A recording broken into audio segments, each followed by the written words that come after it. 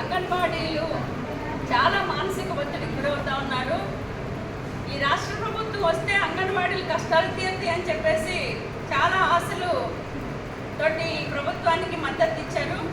కానీ ప్రభుత్వం వచ్చిన తర్వాత ఈరోజు అంగన్వాడీల పరిస్థితి కన్నం మీద నుంచి పొయ్యిలో పడినట్టు అయింది. ఎప్పుడూ లేని విధంగా ఈరోజు యాప్లతోటి మానసిక ఒత్తిడికి గురవుతా ఉన్నారు. 42 రోజుల సమ్మె సందర్భంగానే అన్ని యాప్లు కలిపి ఒక యాప్ పెట్టాలి అని చెప్పేసి డిమాండ్ పెట్టాం.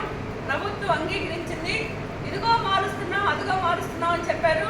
ఈరోజు కేంద్రం పెట్టిన పోషణ ట్రాకర్ యాప్ కానీ, రాష్ట్రంలో అమలవుతున్న బాల సంజీవని యాప్ కానీ ఈరోజు మార్పులు చేశామని చెప్తూ అంగన్వాడీలకి సులభతరం కాకుండా మరింత కష్టతరం చేసే విధంగా ఈరోజు మార్పులు జరిగినాయి.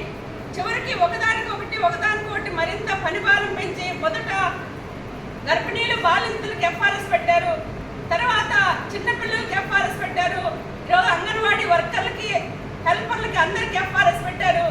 ఏమైనా ఫోన్లు పనిచేస్తున్నాయి అంటే ఫోన్లు పనిచేయవు, ఎక్కడైనా సిగ్నల్ ఉంటుంది అంటే సిగ్నల్ ఉండవు. ఏమీ లేకపోయినా ఈరోజు సరుకులు ఒకేసారి రావు. ఎన్నిసార్లు సరుకులు వచ్చినా అన్నిసార్లు తప్పకుండా తీయాల్సిందే అని లబ్ధిదారులు ఓటీపీ పెట్టాల్సిందే అని చెప్పేసి ఈరోజు మానసిక ఒత్తిడికి అధికారులు గురి చేస్తున్న పరిస్థితి ఉంది. చివరికి సెంటర్లోనే ఆందోళనకు గురయ్యి హార్ట్ అటాక్లు వస్తూ ఉన్నాయి, అనారోగ్యానికి గురవుతా ఉన్నారు. ఏ చిన్న సమస్య వచ్చినా కూడా ఈరోజు అంగన్వాడీలు బాధ్యత చేస్తున్న పరిస్థితి ఉంది. ఇలాంటి దౌర్భాగ్యమైన పరిస్థితి ఇంకొకరు రాకూడదు. ఇలా ప్రభుత్వ ఉద్యోగులుగా గుర్తించి ప్రభుత్వ శాలరీస్ ఏమైనా ఇస్తున్నారంటే అది కూడా లేదు. కానీ ఇచ్చే గౌరవ వేతనానికి ఎన్ని పనులు చేయిస్తారని చెప్పేసి మేము అడుగుతా ఉన్నాం. వెంటనే అంగన్వాడీలకు పెట్టిన ఎఫ్ఆర్ఎస్ని, లబ్ధిదారులకు పెట్టిన ఎఫ్ఆర్ఎస్ని వెంటనే రద్దు చేయాలి అని చెప్పేసి డిమాండ్ చేస్తా ఉన్నాం. రద్దు చేయకపోతే రాబోయే కాలంలో అంగన్వాడీలు మొత్తం తీసుకెళ్లి ఆ ఫోన్లు రిటర్న్ పట్టడంతో పాటు లబ్ధిదారులతో కలిసి పెద్ద ఎత్తున ఆందోళనకు సిద్ధమవుతామని చెప్పేసి కూడా ఈ సందర్భంగా ఈ ప్రభుత్వాన్ని హెచ్చరిక చేస్తా ఉన్నాం. రెండవది, ఈరోజు అంగన్వాడీలకి వేతనాలు పెంచాలి అని చెప్పేసి జూలైలో నిర్ణయం జరిగింది. ఆల్రెడీ మినిట్స్ ఇచ్చారు, కానీ దాని గురించి ఒక్క మాట కూడా మాట్లాడట్లేదు. ఈరోజు పెరుగుతున్న ధరలు విపరీతంగా పెరుగుతున్నాయి, కరెంటు ఛార్జీలు పెంచారు, అవసరాలు పెరుగుతూ ఉన్నాయి.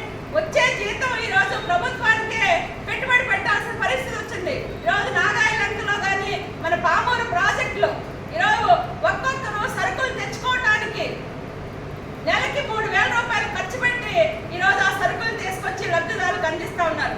ప్రభుత్వం ఏమైనా ఇచ్చే సరుకులైనా సెంటర్ దాకా తీసుకొస్తుందంటే అది కూడా లేని పరిస్థితి. వాళ్ళు చెప్తా ఉన్నారు, ఈరోజు కాలంలో నుంచి తీసుకెళ్లి మళ్ళీ ఎడ్ల బండ్లు పెట్టుకొని అక్కడ సరుకులు అందించుకొని సెంటర్లకు తీసుకురావాల్సిన పరిస్థితి వస్తూ ఉంది. ఈ పనులన్నీ ఎవరు చేయాలి? ప్రభుత్వం బాధ్యత వహించాల్సిన అవసరం ఉంది.